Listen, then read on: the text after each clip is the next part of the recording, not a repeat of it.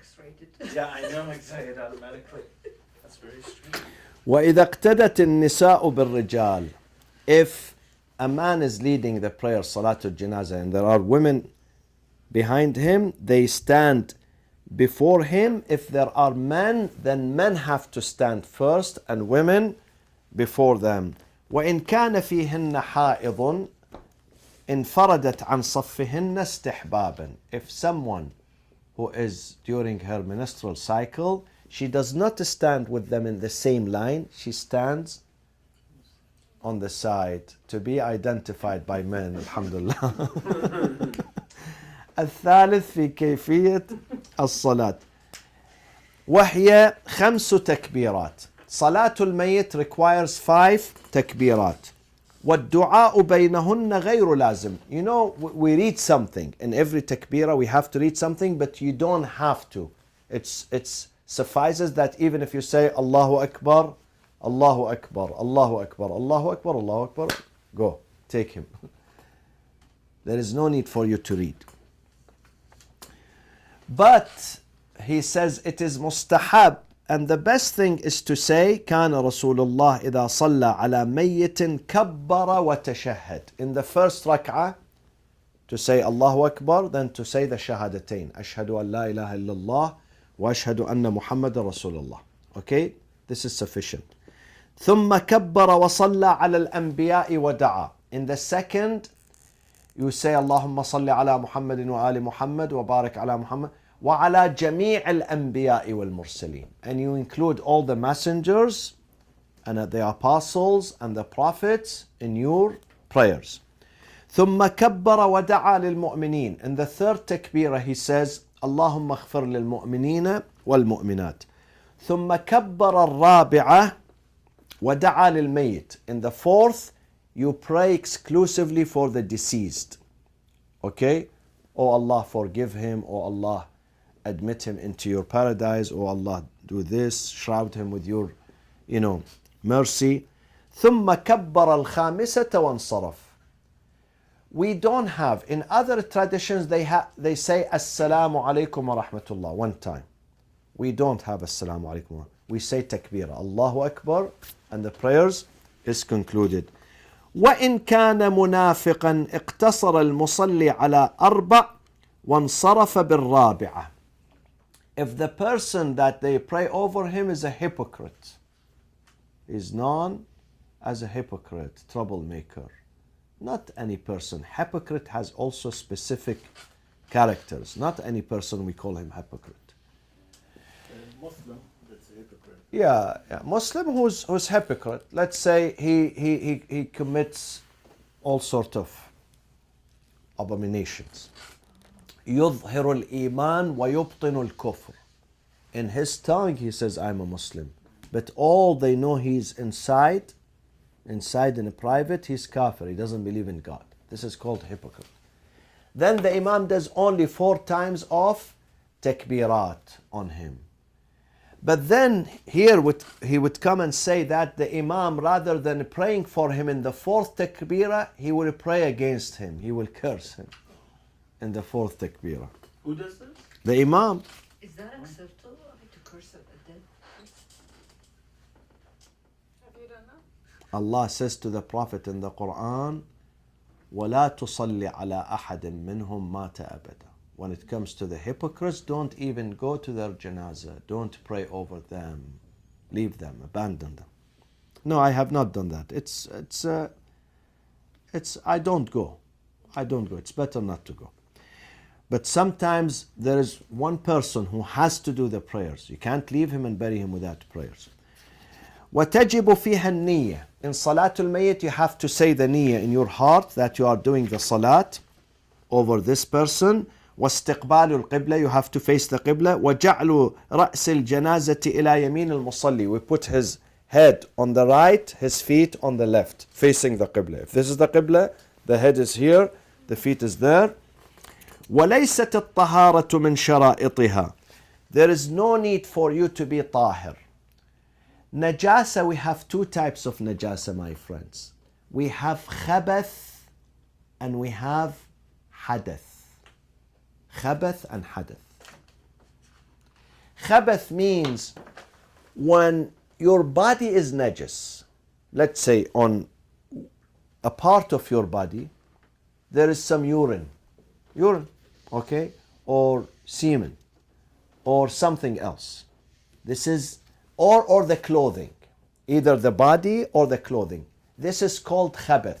In this case, you can't pray until you clean yourself, your body, you wash it, or you change your clothing, or you wash it. This is khabath. Hadath is when you are not clean. What does that mean?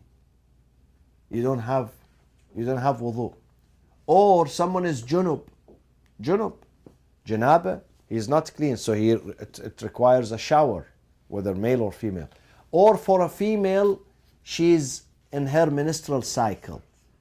This is not khabath. This is hadath.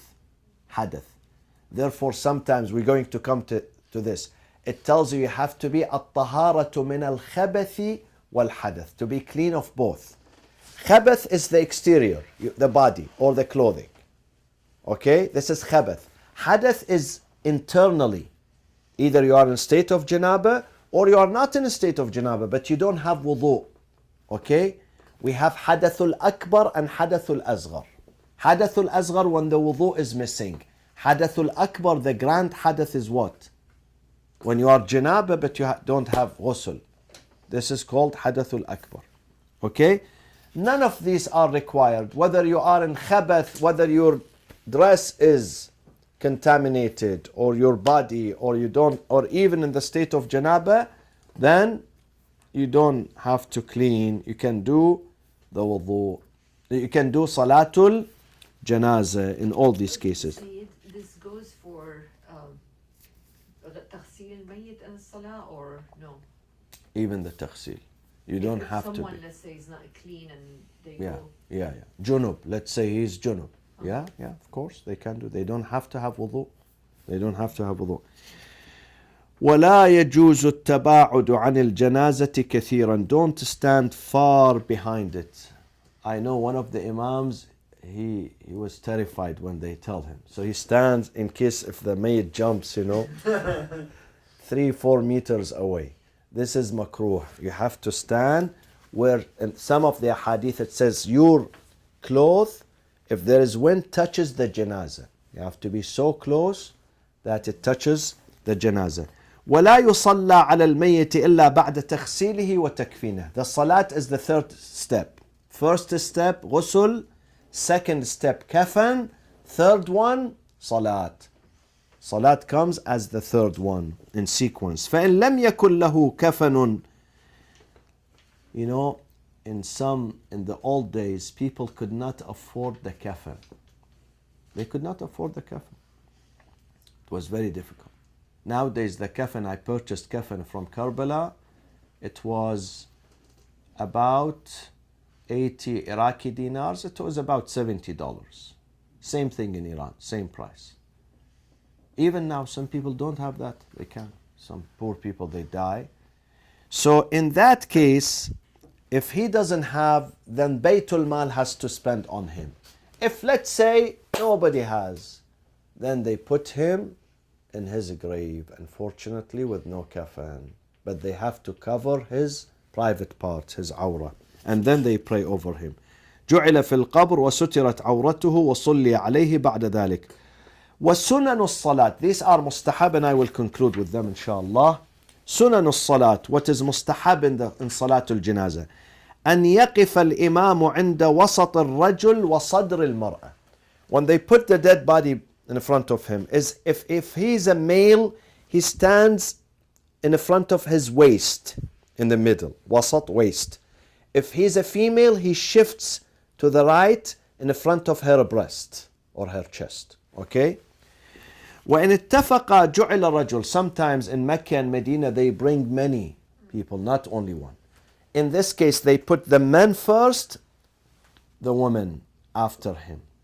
And then if there are children, then they put them after women. So men, women, children, and the imam starts, he has to, because there is موقع الفضيلة. Even when it comes to Salatul Mayyit, there is a preferred position where he has to stand.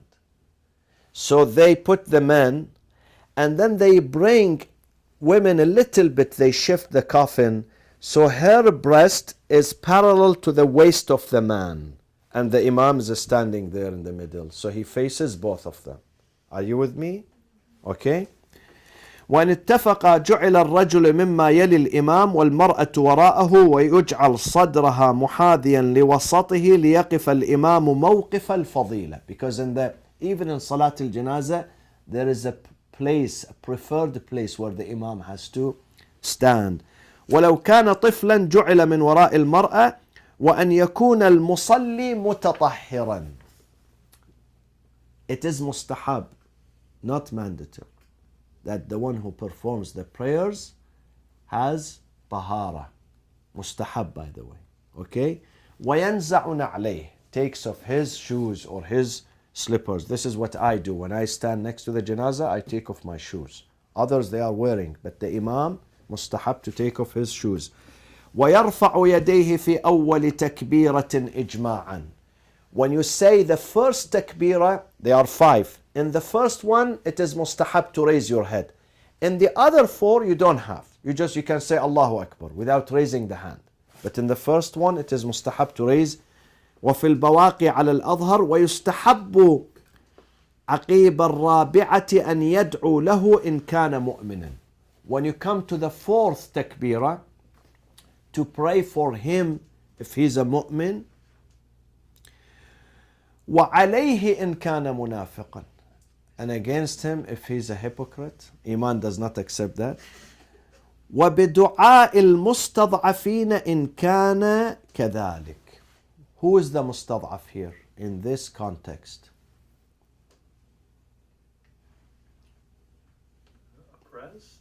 Or So what is it financially? Governmentally oppressed. No. Politically oppressed. In this context? Will he oppress the dead person?